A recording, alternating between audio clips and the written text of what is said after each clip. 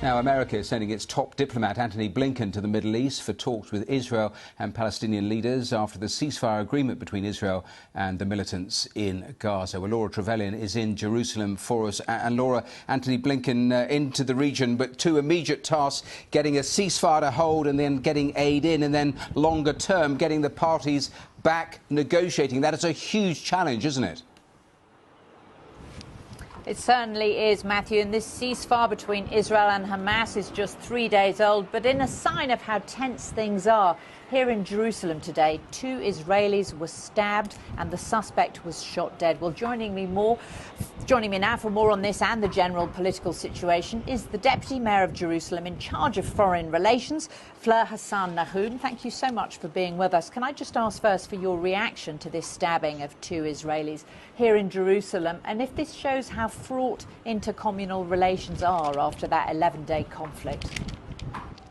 Well, absolutely. The 11-day conflict, as you know, started probably about a month and a half before in Jerusalem, with all sorts of riots and issues that we had with people going up to Temple Mount with stones and creating problems.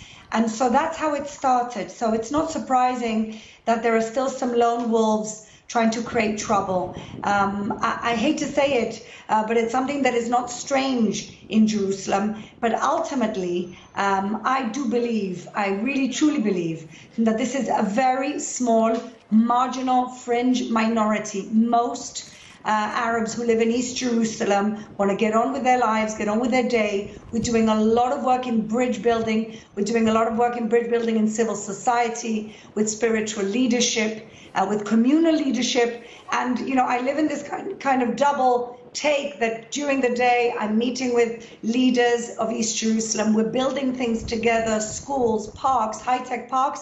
And then you have these situations which remind you that there is a fraught situation, but we soldier on towards creating a really truly shared society. Well, the US Secretary of State, Antony Blinken, is coming here tomorrow. He's going to demonstrate ironclad support for Israel, President Biden says, but he's also going to deliver a message of support to the Palestinian people after years of neglect. Would you accept the Palestinian people have been neglected? Absolutely. They've been neglected by their leadership. You have, people forget that the rockets were thrown from Gaza, which has not been occupied since 2005, if you want to call it that. And so why exactly are they throwing rockets into mainland Israel? The only explanation for that is that they want a conflict.